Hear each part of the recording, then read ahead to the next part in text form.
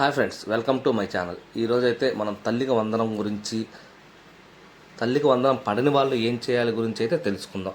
ముందుగా అయితే కూటమి ప్రభుత్వం సంవత్సరం అయిన సందర్భంగా వాళ్ళకైతే ముందు కంగ్రాట్స్ అయితే చెప్పుకుందాం. సంవత్సరం అయిన సందర్భంగా ఎప్పటి నుంచో తల్లికి వందనం పథకంలో అమౌంట్ పడతాయని చెప్పి తల్లులు ఎప్పటి నుంచో ఎదురు చూస్తున్నారు. ఎప్పుడెప్పుడు అని చెప్పి ఎదురు చూస్తున్నారు.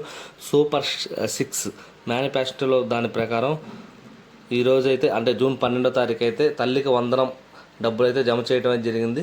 మొత్తం 15,000 అని చెప్పి మేనిఫెస్టోలో పొందుపరిచారు. కాకపోతే 13,000 మాత్రమే తల్లికి అకౌంట్లో అయితే పడ్డాయి. మిగతా 2,000 అయితే పాఠశాల అభివృద్ధి కోసం కలెక్టర్ ఖాతాలో అయితే జమ చేయడం అయితే జరిగింది.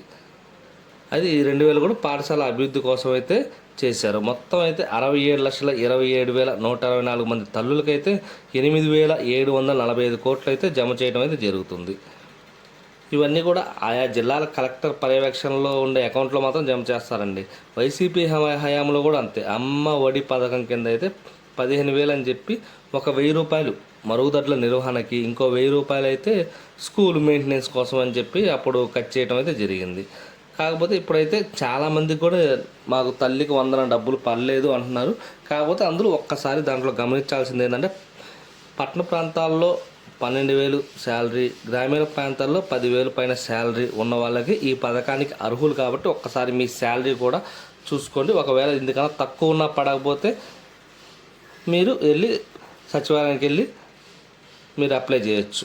ఇలా మాకు అర్హత ఉన్నా కానీ అమౌంట్ పడలేదని. ఇంకా కుటుంబ సభ్యుల్లో ఎవరో ఒకరి పేరు రేషన్ కార్డులో ఖచ్చితంగా ఉండాలి. అంటే మీకు రేషన్ కార్డు అయితే ఖచ్చితంగా ఉండాలి. నెక్స్ట్ మాగాని 3 ఎకరాలు, మెట్ట 10 ఎకరాల లోపు, రెండు కలిపి 10 ఎకరాల లోపు ఉన్న వాళ్ళే అర్హులంట. ఇవి కూడా మీ దగ్గర పొలం ఎన్ని ఎకరాలు ఉంది ఏంటనేది చూడండి. లేకపోతే మీరైతే ఎంఆర్ ఆఫీస్ నుంచి ఇంత మాకు లేదు అని చెప్పి అప్లికేషన్ అయితే తీసుకెళ్ళి ఇవ్వచ్చు. నెక్స్ట్ 4 చక్రాల వాహనం ఉండకూడదు. ఒకవేళ మీకు అప్పట్లో కారు ఉండి అలా ఉంటే మాత్రం ఇప్పుడు లేదనుకోండి, ఆర్డీఓ ఆఫీస్కి వెళ్ళి లేదు ఎన్ఓసి తెచ్చుకుంటే సరిపోతుంది. అది సచివాలయంలో అయితే అందజేయాలి. నెక్స్ట్ నెలకి 300 యూనిట్లు మించకూడదు.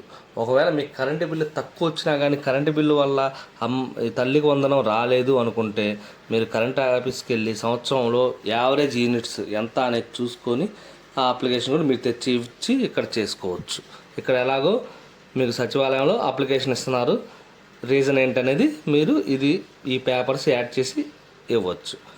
నెక్స్ట్ పట్టణాలు, నగరాల్లో 1000 చదరపు అడుగులు మించి ఆస్తి ఉండకూడదు. ఒకవేళ మీకు ఇల్లు లేకపోయినా ఇల్లు ఉందని వస్తే అది కూడా మీరు మున్సిపాలిటీ నుంచి ఇలా సర్టిఫికేట్ తెచ్చుకోవచ్చు ఇల్లు లేదని. నెక్స్ట్ కేంద్ర రాష్ట్ర ప్రభుత్వ ఉద్యోగుల పిల్లలు ఈ పథకానికి అనర్హులు. యాక్చువల్లీ మీకు గవర్నమెంట్ ఉద్యోగం ఉందో లేదో అనేది కూడా మీకు తెలుస్తుంది కాబట్టి అది కూడా మీరు అప్లై చేయొచ్చు. పింఛను రిటైర్డ్ ఉద్యోగులకు సంబంధించి తీసుకునే వాళ్ళు అనర్హులు, గవర్నమెంట్ ఉద్యోగస్తులకు సంబంధించింది కూడా. నెక్స్ట్ పట్టణ ప్రాంతాల్లో 12,000, గ్రామీణ ప్రాంతాల్లో 10,000 లోపు ఆదాయం ఉన్న పారిశుద్ధ కార్మికులు మినహాయింపు. అంటే మున్సిపాలిటీలో చేసే వాళ్ళు ఉంటారు కదండి, వాళ్ళకైతే ఎలాంటిది ఇది లేదు. ఒకవేళ వాళ్ళకి 12,000 పైన ఉన్న 10,000 లోపు గ్రామీణ ప్రాంతాల్లో ఉన్నా కానీ ఆ మున్సిపాలిటీ కార్మికులు అవుట్సోర్సింగ్ చేసే వాళ్ళకైతే మినహాయింపులు అయితే ఇచ్చారు. నెక్స్ట్ ఇంకోటి ఏంటంటే ఇన్కమ్ ట్యాక్స్. చాలామంది కూడా ఇన్కమ్ ట్యాక్స్ ఒకప్పుడు కట్టి ఇప్పుడు కట్టిన వాళ్ళు కూడా చాలామంది ఉన్నారు. అలాంటి వాళ్ళు వెంటనే మీరు ఇన్కమ్ ట్యాక్స్ ఆఫీస్కి అయితే వెళ్ళి మీరైతే ఇన్కమ్ ట్యాక్స్ కట్టినట్టుగా సర్టిఫికేట్ అయితే తెచ్చుకోవాలి. చాలామంది కూడా ఇదే ప్రాబ్లం నాకు చెప్పడం అయితే జరిగింది. మేము ఒకప్పుడు కట్టామండి, ఇప్పుడైతే కట్టట్లేదు అని చెప్పి. నా వీడియో నచ్చినట్టయితే లైక్ చేయండి, సబ్స్క్రైబ్ చేయండి. Thank you all.